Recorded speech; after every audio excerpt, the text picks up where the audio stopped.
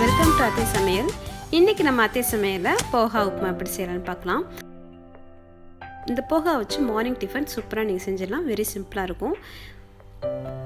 இப்போது நான் எடுத்துருக்கிற போஹா வந்து ப்ரௌன் கலர் போஹா தான் எடுத்துருக்கிறேன். நான் வந்து 200 கிராம் போஹா எடுத்துருக்கிறேன்.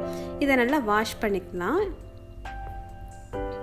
வாஷ் பண்ணதுக்கப்புறம் நம்ம வந்து ஒரு அரை கப்பு தண்ணி ஊற்றி, எந்த இதில் மெஷர் பண்ணமோ அதே அளவில் ஒரு அரை கப்பு தண்ணி ஊற்றி ஒரு 15 மினிட்ஸ்க்கு ஊற வச்சிடலாம். போக நல்லா ஊறிடும். ஊறினதுக்கப்புறம் உப்பு போட்டு மிக்ஸ் பண்ணி வச்சிடலாம். இப்போது நான் வந்து தாளிக்கிறதுக்கு வெங்காயம், பச்சை மிளகா, கருவேப்பிலை, கேஷ்யூ நட், அதுக்கப்புறம் பீனட் எடுத்துருக்கிறேன்.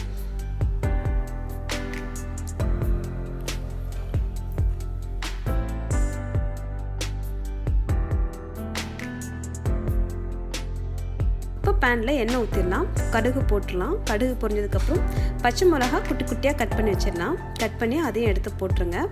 கருவேப்பிலை, அதுக்கப்புறம் கேஷ்யூ நட், பீனட் எல்லாத்தையும் போட்டு நல்லா ஃப்ரை பண்ணிடுங்க. வேணும்னா நீங்கள் கொஞ்சம் கூட கீ ஊற்றிக்கலாம். டேஸ்ட் நல்லாயிருக்கும். கீ ஊற்றினீங்கன்னா இன்னும் கொஞ்சம் நல்லா ரிச் டேஸ்ட் கிடைக்கும்.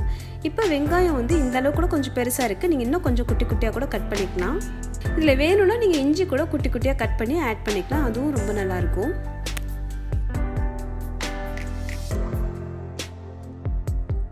இப்போது கொஞ்சோண்டு மஞ்சத்தூள் போட்டுக்கலாம்.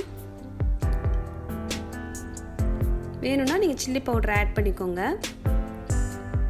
நான் சில்லி பவுடர் எதுவும் ஆட் பண்ணலை. நீங்கள் அதில் சில்லி போட்டுக்கனால பிள்ளைங்க சாப்பிடணுங்கிறதுக்காண்டி நான் சில்லி பவுடர் போடலை. சில்லி மட்டும்தான் போட்டிருக்கிறேன். அதுவுமே நல்லா ஃப்ரை பண்ணிட்டேன். ஸோ அந்தளவுக்கு ஸ்பைசி இருக்காது.